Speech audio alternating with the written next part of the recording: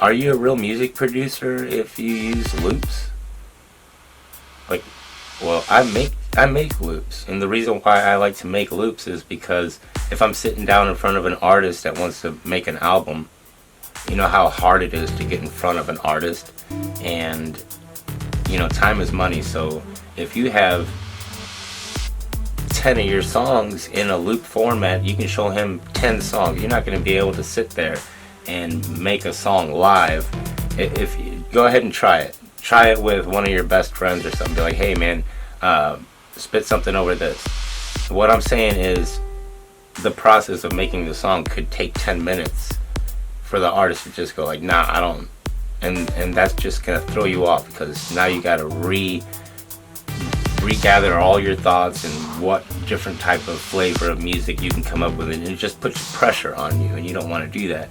Best thing to do is just make your songs at home, have them on a hard drive or something, and if they have an 8-bar loop of your work, especially in the MPC, you can say the 8-bar loop all day long. Just save your work, and when an artist comes, you say, yeah, I got loops, and that's why you have loops for it. And of course you can sample and chop up loops, getting them cleared and everything like that, as long as you contact a person and do it the right way and be ethical about it, there's no problems with it. But if you're stealing somebody's loops and pitching them up and pitching them down, that's fine, man, but it's not going to be fine. You're going to end up getting caught up in some stuff that's going to be like totally discouraging. You're not going to want to end up making music anymore because you surrounded everything you do off of taking somebody else's work and just putting it on your song without asking them. That's just as bad as like buying Fruity Loops Studio and making all your beats on it, but you didn't buy the program. You pirated it. You don't want to pirate your stuff. You want to be as ethical as possible about it. Be legit about it, because you really want to legit get paid, right? So the best practice is just be legit about everything that you're doing, man. If it's a program out there that you're using, buy it. Don't pirate your stuff. Don't pirate somebody else's work.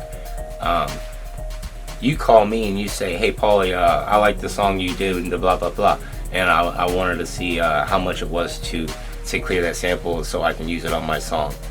I'll give you I would probably give you the sample because it's ethical. It's good practice, man, and there isn't enough of it out there. And there are some people that just make a living off of catching up on people that use certain sound effects from video games or movie clips and all that stuff without it being cleared. Man, I'm just saying, there's nothing wrong with it, and there's an art to doing it, but make sure that you do it the right way. You know what I'm saying? Don't try to be sneaky about anything, because that's all people do is make music. There's not enough people out there making original music.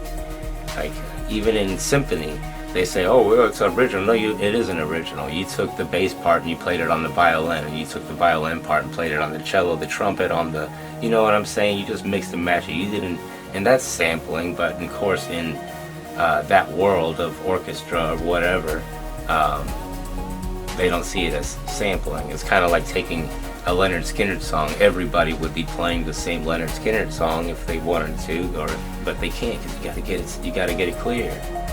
And some are harder than others, but 9 out of 10, man, if you call them up and you actually do the work, and you say, hey man, blah blah blah, my name is Food Chain, and my name is Poli, and I need to get these, see if I can get the sample. Worst thing you're gonna get is a no.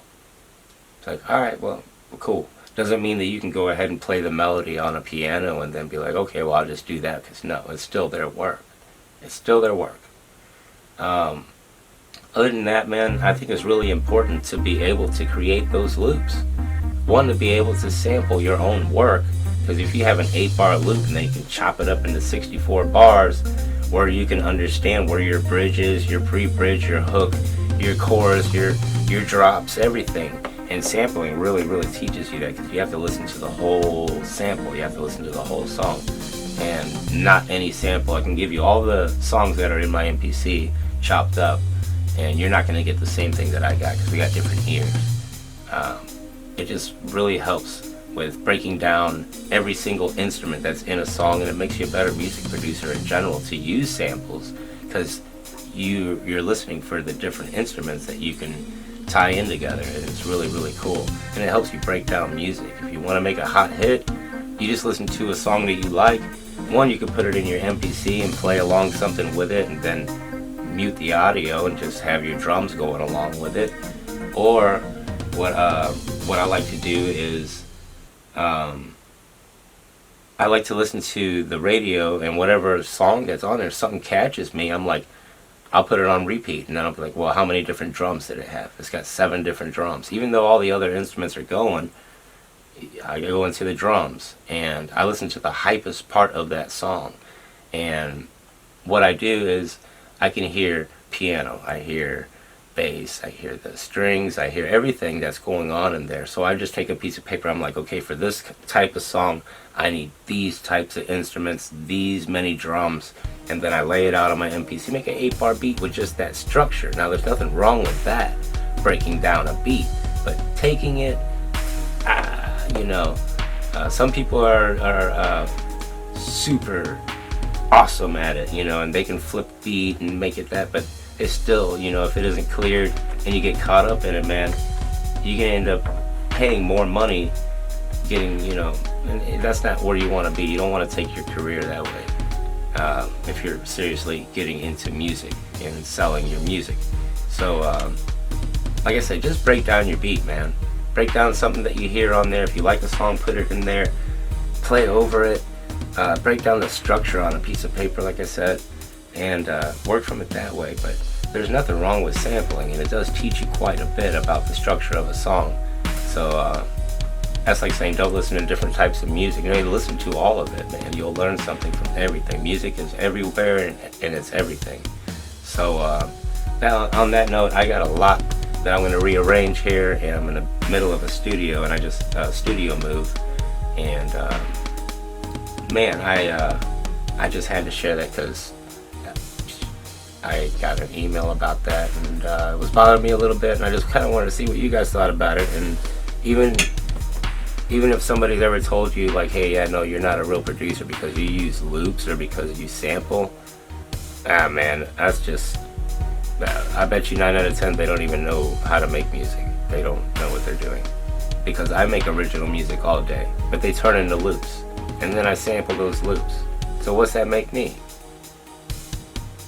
I'll holler at you guys later, man. I'm Popo, and I'm out.